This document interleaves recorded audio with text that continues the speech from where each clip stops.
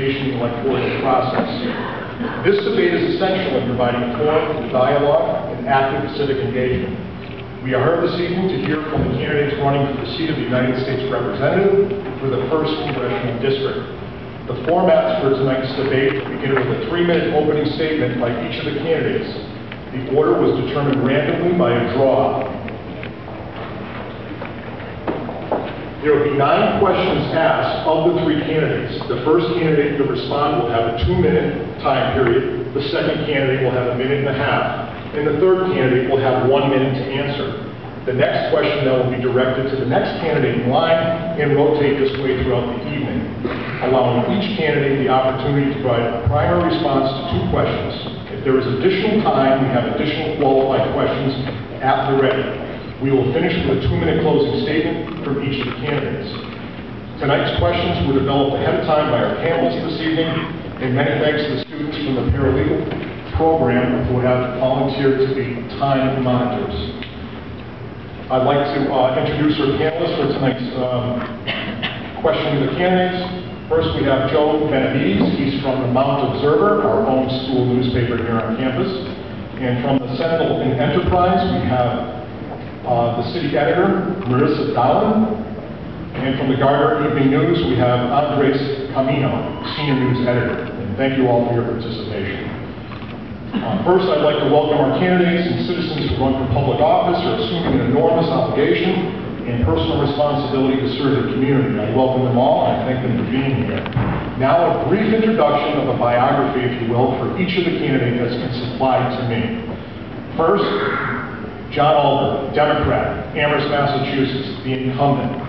Mr. Olver has represented the district since 1991, following 18 years in the state legislature.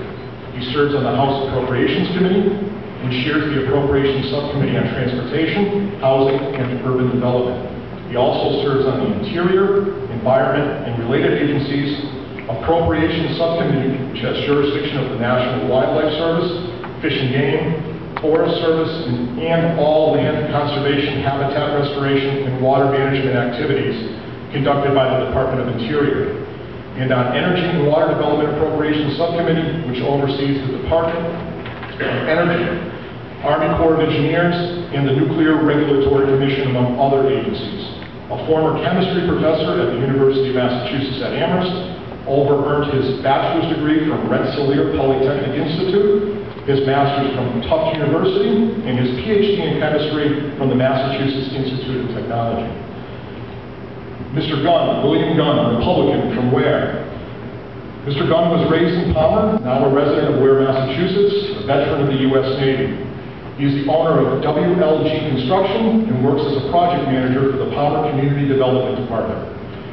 He is an active member of the Western Massachusetts 912 project and has led several contingents to Washington, D.C. to protest the healthcare reform bill and other issues.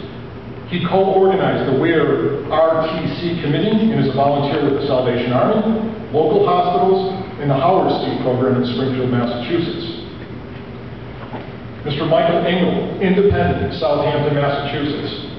He's a professor emeritus of political science at Westfield State University, where he taught American politics and served as the chair of the Multicultural and Ethnic Studies program. He is the owner of Cherry Pick Books in East Hampton and served on the East Hampton Board of Selectmen from 1990 to 1995 and the school committee from 1996 to 1998. Born and raised in New York City and its suburbs, Mr. Engel earned a bachelor's degree in political science from City College of New York before being drafted to serve in the U.S. Army. Following his service to his country in Germany and in the United States, he returned to the City University of New York to earn his master's degree and his PhD.